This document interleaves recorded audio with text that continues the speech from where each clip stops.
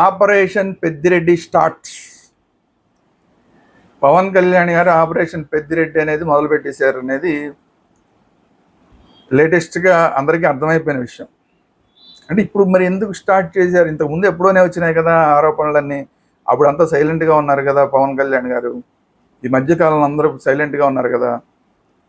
ఇప్పుడు సడన్గా ఏంటి అంటే అదే వ్యూహాత్మకంగా ఎప్పుడు ఏ స్టెప్ తీసుకోవాలనేది పవన్ కళ్యాణ్ గారు చాలా జాగ్రత్తగా స్టెప్స్ తీసుకుంటున్నారు. ఈ మధ్య కాలంలో మీరు చూస్తే అసలు పవన్ కళ్యాణ్ గారు దీని గురించి పట్టించుకోకుండా మాట్లాడకుండా చేసేసింది ప్రభుత్వం అన్న వార్తలు వచ్చినాయి.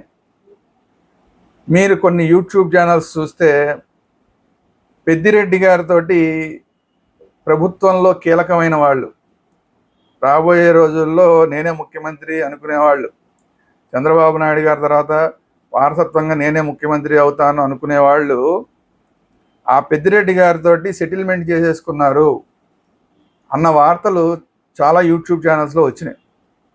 ఇంక పెద్దిరెడ్డి గారి మీద కేసే ఉండదు అని వార్తలు కూడా వచ్చినాయి. ఇవన్నీ వచ్చిన తర్వాత ఇదంతా అయిపోయిన తర్వాత అసలు ఎందుకని పవన్ కళ్యాణ్ గారు పట్టించుకోవట్లేదు, ఇది నిజంగానే ఈ సెటిల్మెంట్ అయిపోయిన మాట వాస్తవమేనా అని అనుకుంటున్న టైంలో పవన్ కళ్యాణ్ గారు వ్యూహాత్మకంగా తన వాయిస్ని కొంచెం కొంచెం కొంచెం కొంచెం కొంచెం కొంచెం పెంచుకుంటూ వస్తున్నారు. కూటమిలో డిఎస్పీ, భీమవరం డిఎస్పీ గురించి మాట్లాడారు. ఎప్పుడు ఈ మంత్రివర్గ సమావేశం జరిగిన అక్కడ ఏదో విషయం మీద చాలా గట్టిగా మాట్లాడుతున్నారు.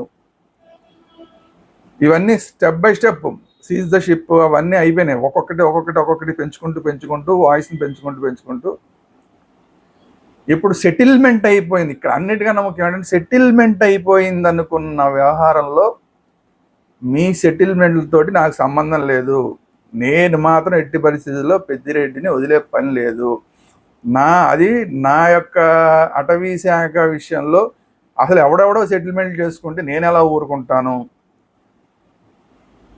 అన్నట్టుగా ఆ వార్తలన్నింటినీ నేను ఎట్టి పరిస్థితుల్లో ఆ వార్తలు ఎట్లా ఉన్నా సరే నాకు అనవసరం, ఆ సెటిల్మెంట్ వార్తలు ఎలా ఉన్నా నాకు అనవసరం, నేను మాత్రం పెద్దిరెడ్డి గారిని వదలను అని చెప్పి మన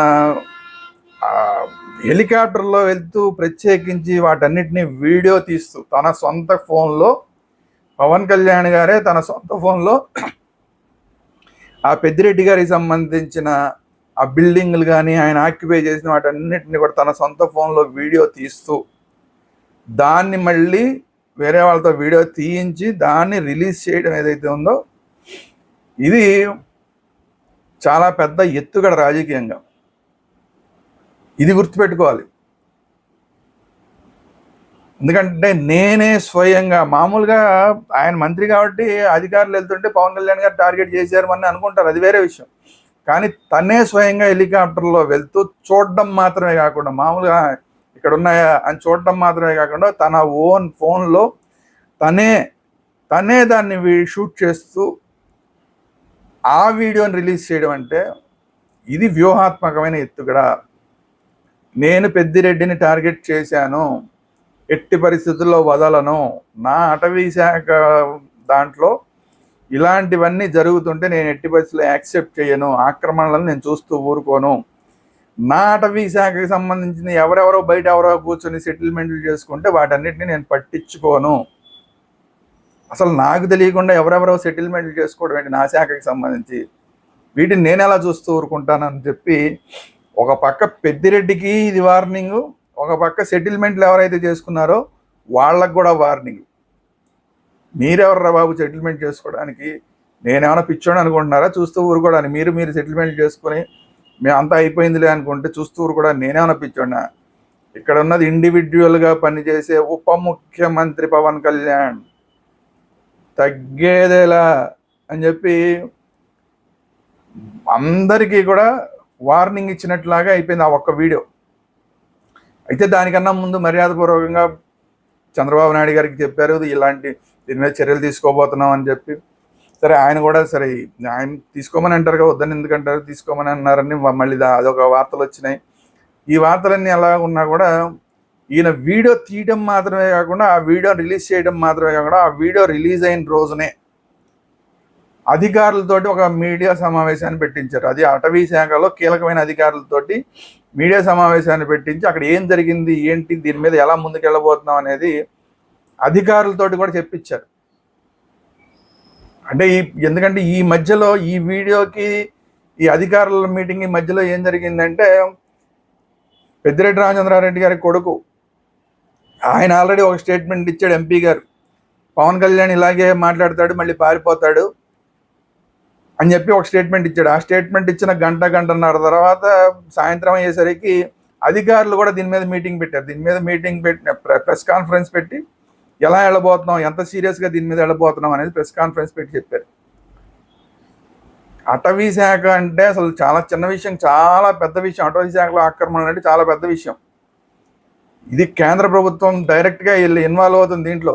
ఇప్పుడు పవన్ కళ్యాణ్ గారు ఇప్పుడు కేంద్ర ప్రభుత్వాన్ని దీంట్లో డైరెక్ట్గా ఇన్వాల్వ్ చేసి అసలు అక్కడ రోడ్లు ఎలా వేశారు, తారు రోడ్లు ఎలా వేశారు, ఎట్టి పరిస్థితుల్లో అటవీ శాఖ ప్రాంగణం ఏది అడవులు ఎక్కడైతే ఉంటారో అక్కడ కంకర రోడ్లు వేయాలి తప్ప, అంటే మట్టి రోడ్లు వేయాలి తప్ప ఇలాంటి సిమెంట్ రోడ్లు కానీ తార్ రోడ్లు కానీ వేయడానికి వీల్లేదు. ఎందుకంటే పర్యావరణం దెబ్బతింటుంది.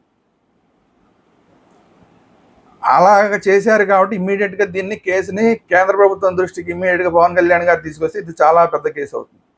ఇది కాకుండా అటవీ భూములను ఆక్రమించడం కాకుండా అక్కడ ఫెన్సింగ్ వేశారు. ఫెన్సింగ్ వేయడం అనేది ఇంకా చాలా పెద్ద తప్పు. ఎందుకంటే అక్కడ ఈ అటవీ జంతువులకి ఫెన్సింగ్ ఉండటం వల్ల ఏమవుతుందంటే అటు ఇటు తిరగడానికి అవకాశం ఉండదు. అది కాకుండా ఆ ఫెన్సింగ్లో ఇరుక్కుని చనిపోవడం కూడా జరుగుతుంది. ఇది ఇంకా పెద్ద నేరం. అటవీ భూముల్ని ఆక్రమణ చేయడమే ఒక నేరం అయితే అటవీ భూముల్లో రోడ్డు వేయడం ఇంకా పెద్ద నేరం, అక్కడ ఫెన్సింగ్ వేయడం ఇంకా పెద్ద నేరం. సో ఇన్ని నేరాలు చేశారు కాబట్టి ఖచ్చితంగా ఆ పెద్దిరెడ్డి గారి తాలూకు ఎవరైతే అక్కడ ఆక్రమణలు చేశారో వాళ్ళందరినీ కూడా ఖచ్చితంగా పవన్ కళ్యాణ్ గారు కేంద్ర ప్రభుత్వం యొక్క సపోర్ట్, పూర్తి స్థాయిలో సపోర్ట్ తీసుకుని ఆట కట్టించడానికి టోటల్గా సిద్ధపడిపోయారు అనేది మొన్న ఆయన రిలీజ్ చేసిన, స్వయంగా షూట్ చేసి తన ఫోన్లో షూట్ చేసి విడుదల చేసిన వీడియో ద్వారా అందరికీ స్పష్టమైపోయింది. ఇక రాబోయే రోజుల్లో పెద్దిరెడ్డి గారి, రామచంద్రారెడ్డి గారికి, ఆయన అనుయాయులు ఎవరైతే ఉంటారో అక్కడ వాళ్ళందరికీ కూడా రాబోయే రోజుల్లో చుక్కలు కనిపించడం ఖాయం అనేది ఇప్పుడు జనసేన వర్గాలు, జనసేన అభిమానులు, పవన్ కళ్యాణ్ అభిమానులు, మెగా అభిమానులు అందరూ కూడా మాట్లాడుతున్న మాట. మరి మీరేమంటారు? పవన్ కళ్యాణ్ గారు పెద్దిరెడ్డి గారి ఆపరేషన్ పెద్దిరెడ్డి స్టార్ట్ చేశారని మీరు అనుకుంటున్నారా? లేదా ఏదో జస్ట్ లైక్ దట్ ఏదో సరదాగా వీడియో తీశారు, మళ్ళీ మామూలే, దాన్ని ఏం పట్టించుకోరలే అని మీరు అనుకుంటున్నారా? రాబోయే రోజుల్లో పవన్ కళ్యాణ్ గారి వాయిస్ ఇంకా పెరిగే అవకాశం ఉందా? ఎప్పటికప్పుడు ఈ కూటమి ప్రభుత్వంలో అవసరమైన ప్రతి సందర్భంలోనూ ఝలక్లు ఇచ్చే కార్యక్రమం రాబోయే రోజుల్లో కూడా పవన్ కళ్యాణ్ గారు కంటిన్యూ చేస్తారనుకుంటున్నారా? లేదంటే రాబోయే రోజుల్లో మళ్ళీ తగ్గిపోతారనుకుంటున్నారా? మీరేమనుకుంటున్నారు అనేది మీ అభిప్రాయాన్ని కామెంట్ రూపంలో తెలియజేయండి. ఈ వీడియోకి లైక్లు ఎక్కువ చేయండి. లైక్లు ఎక్కువ చేస్తే ఎక్కువ మందికి రీచ్ అవుతుంది. అలాగే ఈ వీడియోని అందరికీ షేర్ చేయండి. అన్నిటికన్నా ముఖ్యంగా మన ఛానల్ని సబ్స్క్రైబ్ చేయండి. చాలామంది చూసి వెళ్ళిపోతున్నారు తప్ప సబ్స్క్రైబ్ చేయట్లేదు.